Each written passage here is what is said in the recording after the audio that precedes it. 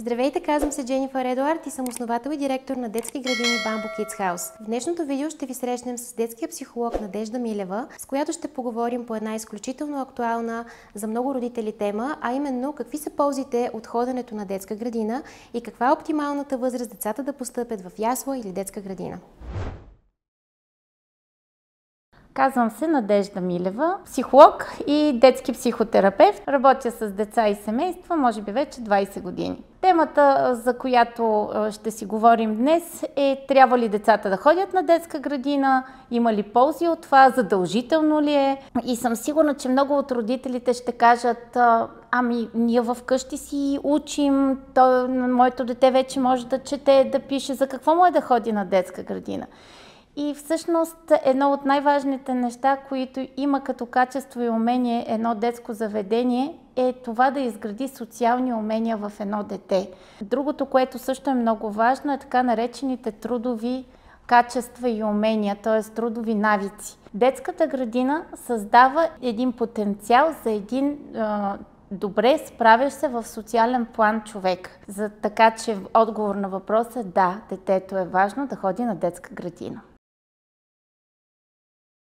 Децата тръгват на детска градина по българските стандарти на 3-годишна възраст. Това е защото се предполага, че емоционалната им зрялост вече може и предполага отделяне от родителя за по-дълго време, без да има преживяването за изоставяне. Истината е, че нуждата от социална комуникация с връстници в момента е на много по-ниско ниво, т.е. децата на 2-годишна възраст вече имат качествата и уменията и ресурсите, дори и потребността да са сред връстници.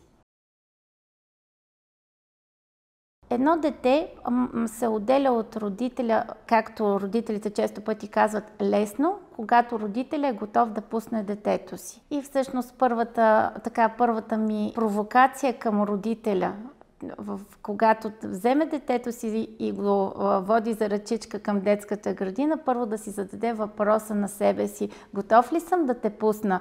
И всъщност готов ли съм да се доверя, че в детската градина ще се погрижат за теб? Това е важен въпрос, тъй като едно дете се чувства уверено, че отива на място, където ще се забавлява или където ще учи нови неща или където ще изгради приятелства, когато родителят също е готов да приеме, че това е така. Много често родителите са тези, които преживяват пускането на дете на детска градина като изоставяне. И затова първата ми препоръка е родителят да направи своите действия по това да снеме колкото се може повече от своите тревоги към детската градина. Мястото, пространството, учителите, всички от тези неща, които да му донесат на него усещането за сигурност, за да може и детето да вярва, че той е направил най-доброто за него.